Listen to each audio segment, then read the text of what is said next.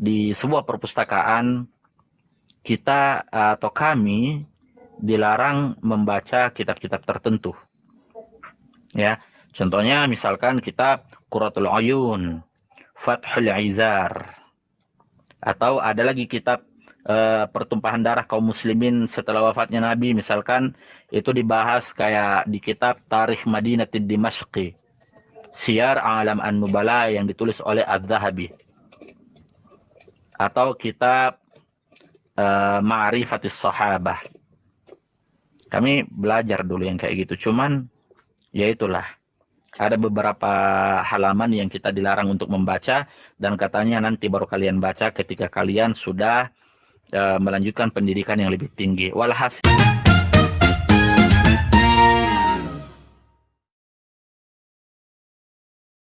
banyak yang kira bahwa saya ini adalah orang yang sudah Kristen dari kecil, yang mempelajari Islamologi lalu menyesatkan orang. Enggak, saya Muslim dulunya. Dulu. Bukan sekarang, dulu. Saya santri. Sebagai bukti bahwa saya dulunya seorang Muslim, saya akan membacakan sebuah hadis rukun Islam dan rukun iman yang mana orang Muslim pun tidak hafal. Banyak yang nggak hafal, maaf. Suatu ketika Jibril datang menghadap kepada Rasulullah, "Ya Rasulullah, akhbirni anil Islam." Ajarkan kepadaku apa itu Islam. Maka Nabi mengatakan, "Al-Islamu an tashhadu an la ilaha illallah wa anna Muhammadar Rasulullah, iqamis shalah wa ita'iz zakah, shaumur ramadhana hajjal baiti man istata'a ilaihi sabila." Ini hadis tentang rukun Islam. Adapun rukun iman, antu minuna billahi wa malaikatihi wa kutubihi wa rusulihi wal yaumil akhir wa tu'minuna bil qadari khairihi wa syarrihi. Ini bukti bahwa saya bukan Muslim abal-abal dulunya, teman-teman. Dan saya perkenalkan, nama baptis saya Daniel. Ini nama saya. Saya lahir di Makassar 10 September tahun 1998. Saya asli orang Makassar. Jadi saya itu, teman-teman, saya dididik dari keluarga yang sangat kental keislamannya. Kakek saya seorang guru ngaji, seorang imam besar di salah satu masjid yang tidak perlu saya sebutkan di Makassar.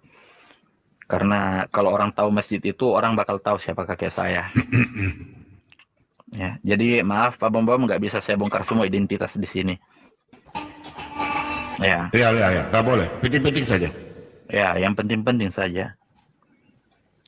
Jadi teman-teman sekalian, saya itu untuk sekedar mengetahui bahwa di tahun 2007 saya udah nggak punya orang tua. Saya diambil anak angkat sama salah seorang kiai, atau kalau di Makassar itu disebutnya Gurutta atau Andri Gurutta di Makassar itu.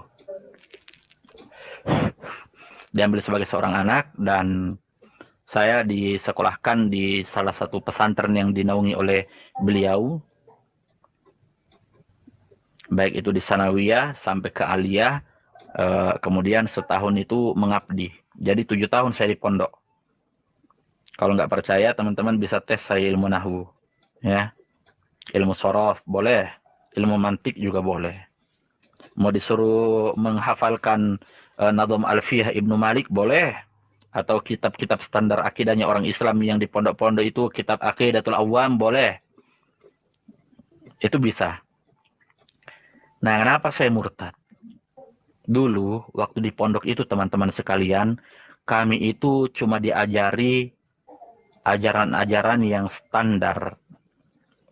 Ya, pelajaran-pelajaran yang standar. Contoh misalkan dasar-dasar bahasa Arab, usul fikih. Ya, kita juga belajar di sana yang namanya ulumul Quran, ulumul hadith. Kita belajar yang kayak gitu. Ya, kita belajar ilmu mantik, nahwu, saraf. Kita pelajari yang kayak gitu. Cuman yang menjadi masalah kemudian adalah ketika di sebuah perpustakaan kita atau kami dilarang membaca kitab-kitab tertentu.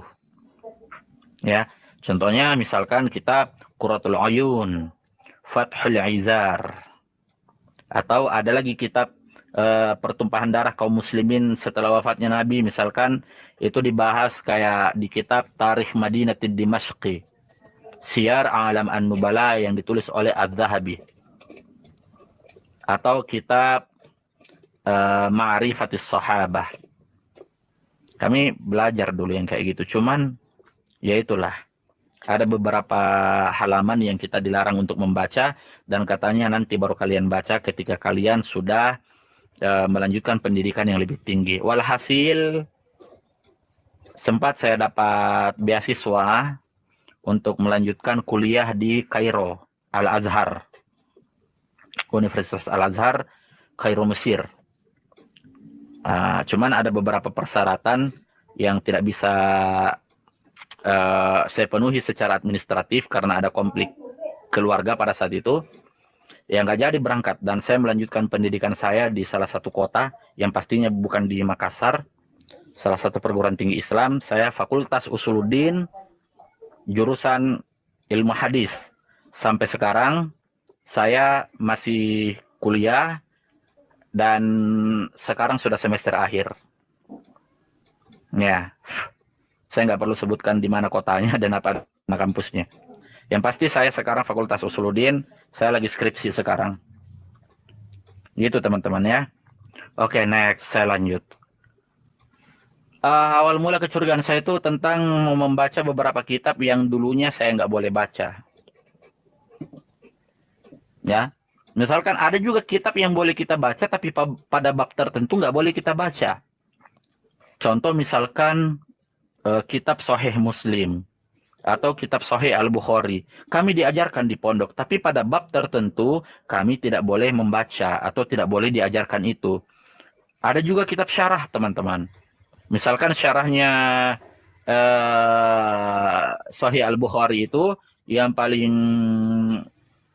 terkenal atau yang paling mutabar atau yang paling otoritatif, ada namanya kitab Fathul Bari Bisyarhi Sahihul Bukhari. Jadi karena namanya kita di kampus ini, namanya mahasiswa itu bebas keluar masuk perpustakaan, kita baca apa yang kita mau baca. Karena fakultas saya adalah Fakultas Usuluddin dan saya bergelut di bidang ilmu hadis, saya membaca tentunya kitab-kitab hadis. Dan ada banyak, jadi kitab-kitab hadis yang saya baca itu kitab yang gundul, bukan yang gondrong. Bukan kitab terjemahan, teman-teman. Jadi saya nggak bisa ditipu kalau pakai terjemahan. Dan memang saya anti membaca terjemahan. Karena kalau kita berbicara terjemahan, kita banyak ditipu. Termasuk orang-orang Depak juga nggak becus dalam menerjemahkan Al-Quran. Makanya saya anti, betul itu kalau bicara terjemahan. Jadi saya buka kitab-kitab aslinya, dan ternyata ada banyak riwayat yang saya temukan yang mengindikasikan bahwa, tapi saya belum mengklaim ya, saya bilang waktu itu, jangan-jangan apa yang saya yakini ini tidak benar. Ya, saya memulai sebuah riset pada saat itu, tentunya berdasarkan disiplin ilmu yang saya pelajari. Misalkan ketika saya meneliti sanad hadis itu, ada yang namanya ilmu jarah wa ta'adil. Ya, ternyata jarah wa ta'adil juga itu punya banyak kelemahan, ilmu jarh wa ta'dil itu. Karena kualitas perawi hadis itu bisa ditetapkan sebagai perawi yang sikoh atau tidak sikoh, yang adil atau tidak adil, kadang-kadang bukan dinilai secara objektif, tapi berdasarkan tendensi. Kadang beda mazhab dikit, langsung ini tidak sikoh ini perawinya, ini nggak bisa dipercaya, ini batil. Kadang-kadang kayak gitu, teman-teman. Disitulah saya kembangkan penelitian saya. Akhirnya saya keluar dari beberapa metodologi yang selama ini saya anggap sebagai sebuah doktrin seperti ilmu jarh wa ta'dil. Saya menggunakan metodologi penelitian barat untuk melacak sejarah. Ada yang namanya historiografi. Nah, jadi semua disiplin ilmu ini saya gabungkan metodologi penelitiannya Timur Tengah dengan metodologi penelitian Barat, bahkan metode-metode yang sering digunakan oleh kesarjanaan Muslim Barat itu juga saya gunakan, dan walhasil semua itu mengantarkan saya untuk menjadi seorang yang murtad secara sukarela, saya murtad secara merdeka, enggak merdeka sih, karena saya juga ada tekanan kalau ketahuan, karena sekarang kan masih sembunyi saya. Orang belum tahu kalau saya murtad. Saya kasih contoh misalkan. Misalkan ada riwayat tentang, misalkan ada ayat yang berbunyi kayak gini. Di dalam Al-Quran dikatakan bahwa inna nahnu nazzalna dzikra wa inna lahu lahafizun. Kami menurunkan Al-Quran, kami pula yang menjaga. Tapi fakta yang tertulis di dalam kitab-kitab hadis bahwa Al-Quran ternyata tidak terjaga.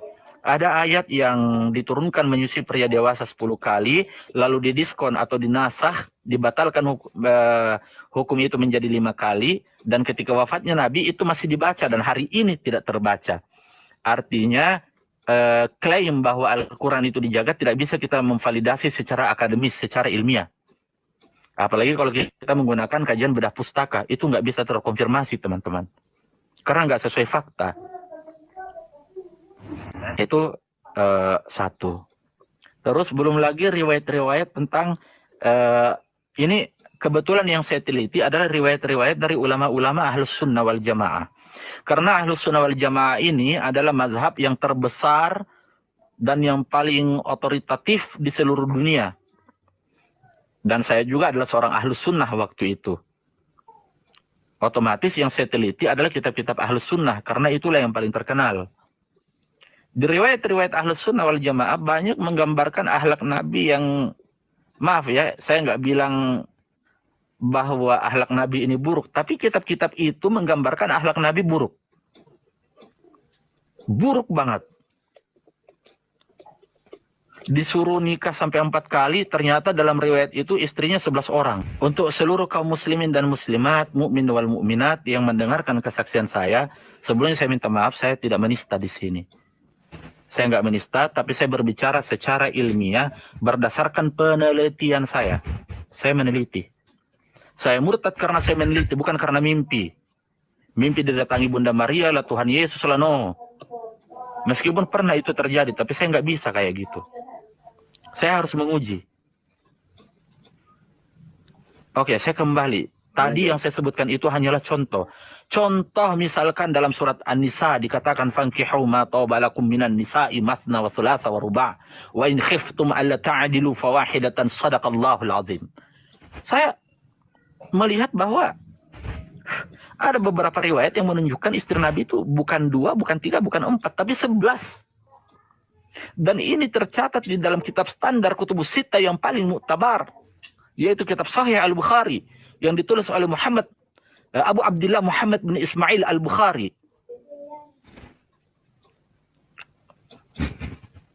Ini enggak logik. Sedangkan kita diperintahkan untuk ati Allah, taat kepada Allah. Tapi yang dijadikan sebagai uswatun hasanah wal qudwah ternyata tidak taat kepada Tuhannya. Jadi pada saat itu, ingat bukan sekarang, pada saat itu saya berpikir agama macam apa ini? Agama macam apa ini? Itu satu. Kitab sucinya tidak terjaga, bisa hilang dimakan kambing dan tidak ada sekarang. Contoh misalkan, di dalam Sahih Sunan Ibnu Majah, telah turun ayat tentang menyusui pria dewasa 10 kali, ayat tentang rajam, lalu hilang dimakan kambing. Apa-apaan ini? Sebagai seorang akademisi, sebagai seorang intelektual, sebagai seseorang yang mempertuhankan akal, mempertuhankan ilmu pengetahuan, pada saat itu, bukan sekarang, pada saat itu saya mentuhankan ilmu pengetahuan. Itu nggak akan bisa saya terima. Akhirnya saya mulailah penelitian, saya mulai meriset, saya kumpulkan kitab-kitab, kalau dikenal dalam kaum muslimin itu disebutnya Kutubus Sittah. Saya kumpulkan semua itu, semua sumber, baik sumber primer maupun sumber sekunder, semua saya kumpulkan lalu saya riset di situ. Akhirnya sampailah pada suatu keputusan bahwa saya harus memilih untuk tidak meyakini agama manapun. Selama 1 tahun, saya menjadi seorang ateis. Di dalam keateisan saya tidak berhenti. Saya tetap melanjutkan penelitian saya, riset saya. Akhirnya satu ketika teman-teman, kejadian itu saya mulai menjadi ateis itu di semester 2. Ya, semester 3 dan semester, ya, jadi masuk semester 3 sampai semester 4 udah jadi ateis di situ. Jadi saya murtad di situ, tapi belum menganut agama apapun. Belum, masih jauh. Panjang perjalanan saya di situ, teman-teman. Ya. Akhirnya saya didatangi oleh orang yang dekat banget sama saya, bukan pacar ya, karena laki-laki. Dekat banget sama saya. Dia suruh saya untuk kembali meriset agar kembali kepada Al-Quran. Ya, kembali kepada Al-Quran. Baik, saya kembali meriset Al-Quran.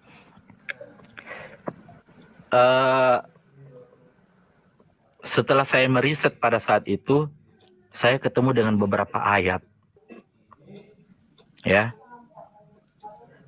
Jadi, misalkan di dalam Al-Quran, surat Ali Imran.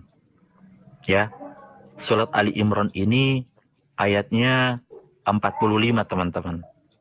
Pernah saya sampai kepada ayat itu. Karena saya meneliti Al-Quran ini bukan setengah-setengah ini. Dari ayat per ayat, dari surat per surat. Itu saya teliti dengan 12 disiplin ilmu pengetahuan.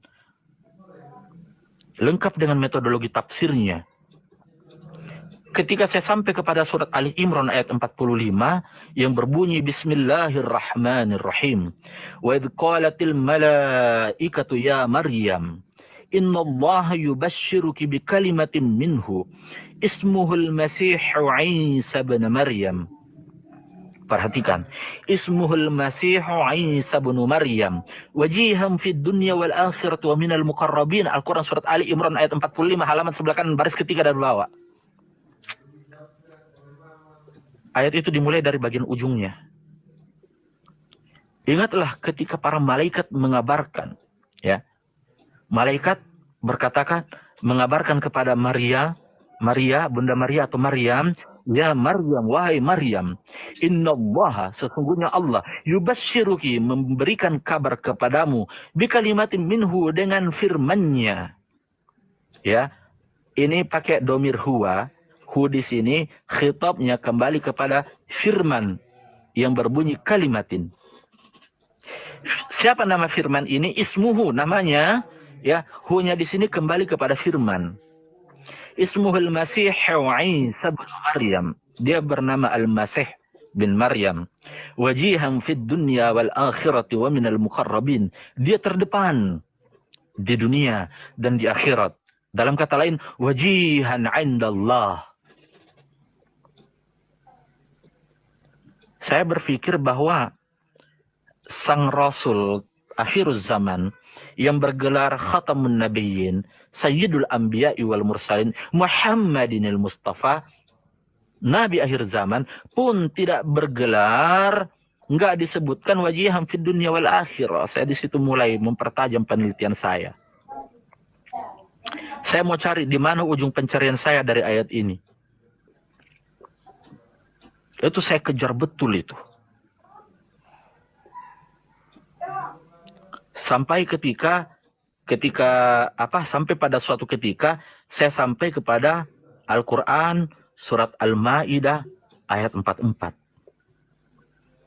Ini beruntun ini. Ya, ini dalam kondisi saya ateis. Saya berdoa, Tuhan, kalau memang kau ada, tunjukkan siapa kamu. Tapi tunjukkan jangan dalam keadaan halu. Saya nggak mau kau nongol dalam mimpi. Saya mau kau nongol secara Amin.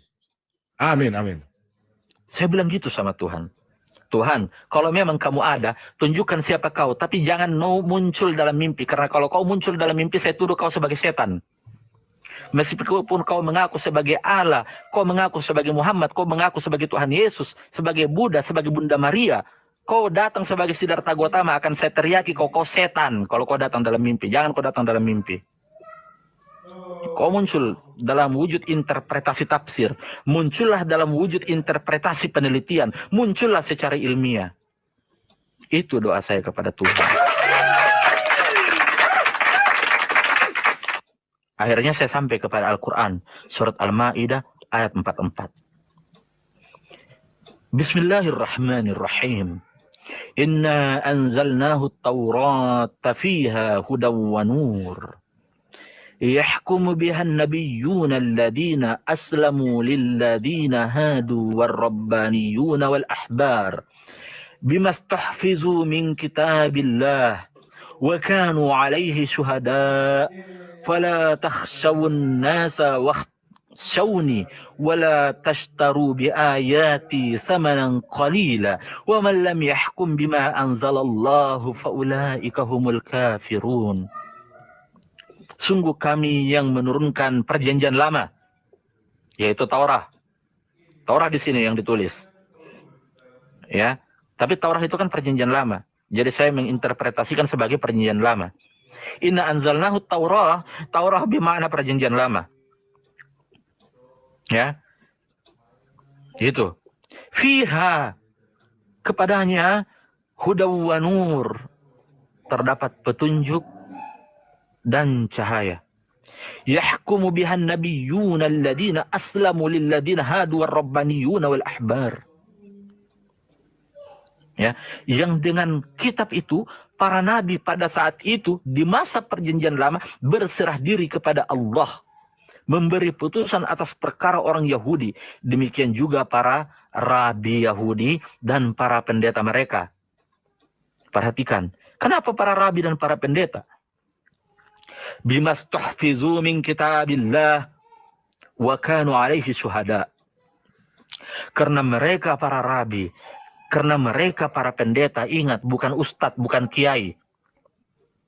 Para rabi, para pendeta diperintahkan untuk menjaga kitab Allah, dan dengan kitab-kitab itu para pendeta akan bersaksi. Catat ayatnya. Ini sebagai pelajaran juga buat teman-teman. Ya, mereka diperintahkan untuk memelihara kitab-kitab Allah dan mereka menjadi saksi terhadapnya. Karena itu, jangan takut kepada manusia, takutlah kepadaku. Jangan kamu jual ayat-ayatku dengan harga murah. Oleh karena itu, teman-teman sekalian, di kalimat terakhirnya berbunyi, wa man lam yahkum, barang siapa yang tidak berhukum, ya, wa man lam yahkum bima anzalallah, dengan apa yang diturunkan Allah. Dalam konteks ayat ini adalah perjanjian lama. Faulaika humul kafirun. Kalian kalau nggak beriman kepada perjanjian lama, kalian kafir. Itu. Perhatikan itu teman-teman. Ya. Lalu saya sampai kepada ayat selanjutnya teman-teman, yaitu di ayat 46 surat Al-Maidah. Perhatikan baik-baik.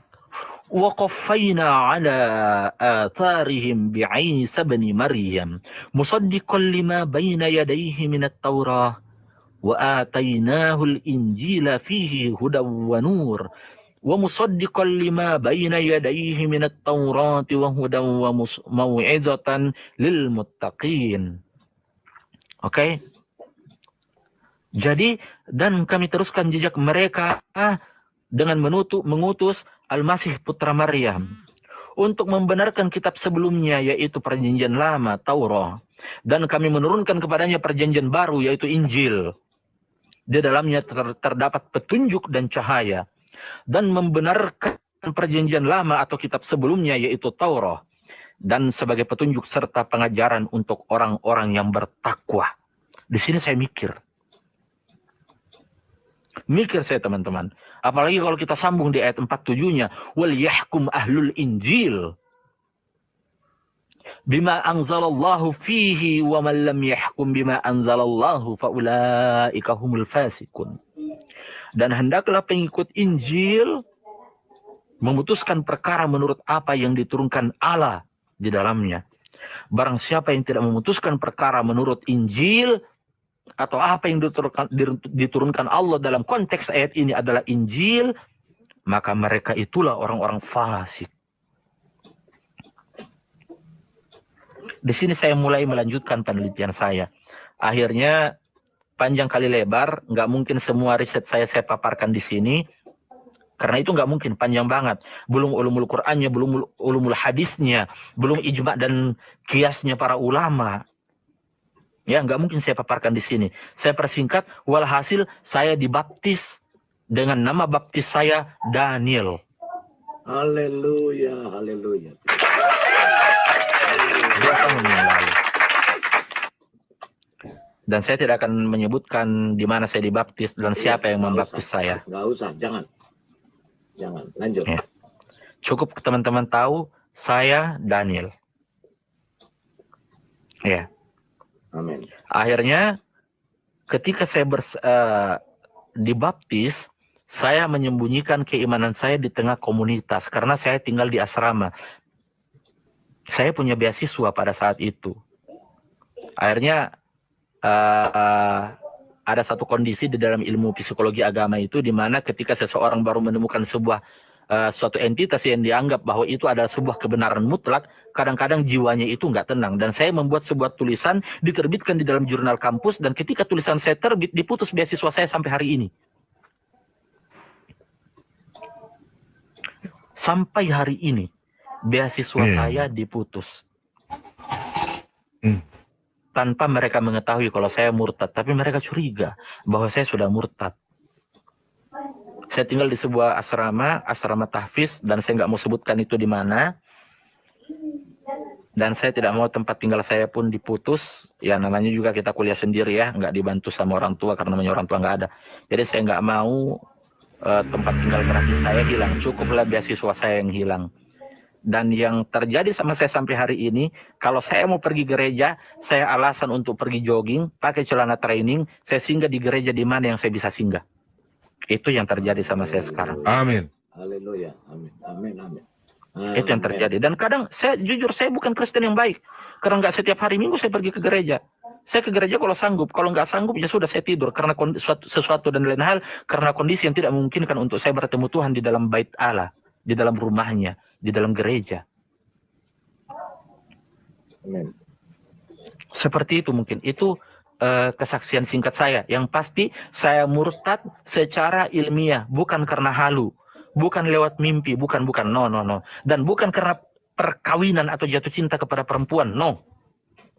Terlalu murah keimanan kalau kita pindah keyakinan gara-gara lawan jenis. Terlalu murah keimanan kita ketika keimanan kita tukar dengan kemaluan perempuan atau kemaluan laki-laki. Nah, murah. Murah teman-teman.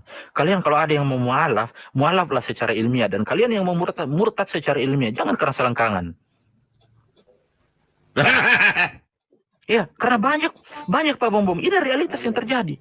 Amin, betul. Lalu dia membuat kesaksian bohong. Ketemu Muhammad lah, ketemu inilah, itulah. Hei, saya yang pernah ketemu yang namanya Nabi Muhammad dalam mimpi. Saya yang pernah ketemu dengan namanya Tuhan Yesus dalam mimpi. Belum tentu saya mau bersaksi di depan umum. Karena saya akademisi. Saya mahasiswa. Apalagi sekarang mahasiswa semester akhir. Saya lagi menyusun skripsi. Saya lah mahasiswa yang dipersulit skripsinya sampai hari ini. Karena diindikasi bahwa saya murtad. Meskipun mereka belum punya bukti bahwa saya murtad. Hanya karena saya cari tulisan saya yang muncul di jurnal kampus. Yang mengkritisi Al-Quran dan hadis. Beasiswaku diputus dan saya dicurigai murtad. Padahal memang saya murtad sih sebenarnya. Waktu saya ateis.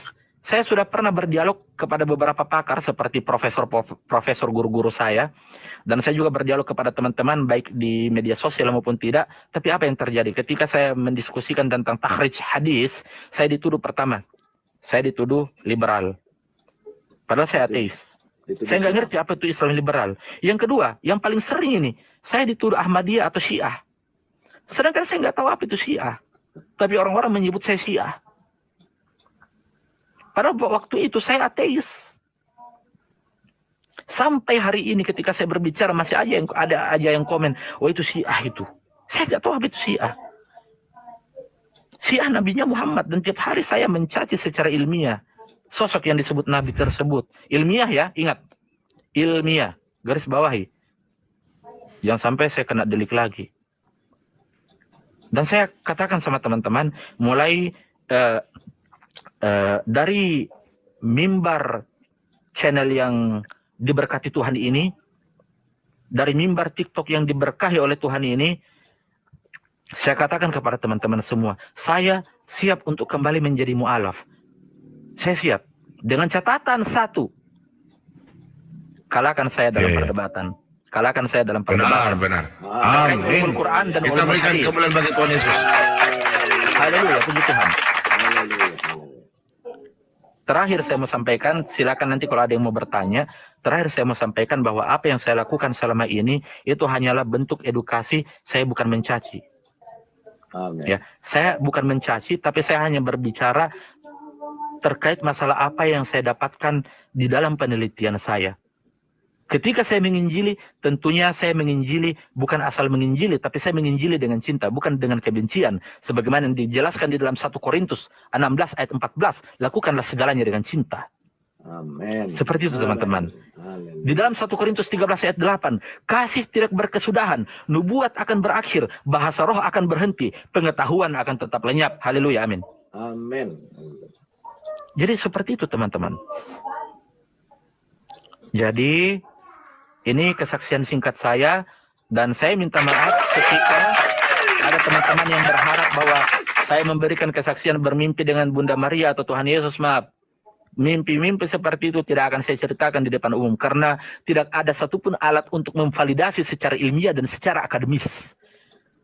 Terima kasih. Shalom. Shalom. Shalom alaikum. Yesua Amin. HaMashiach.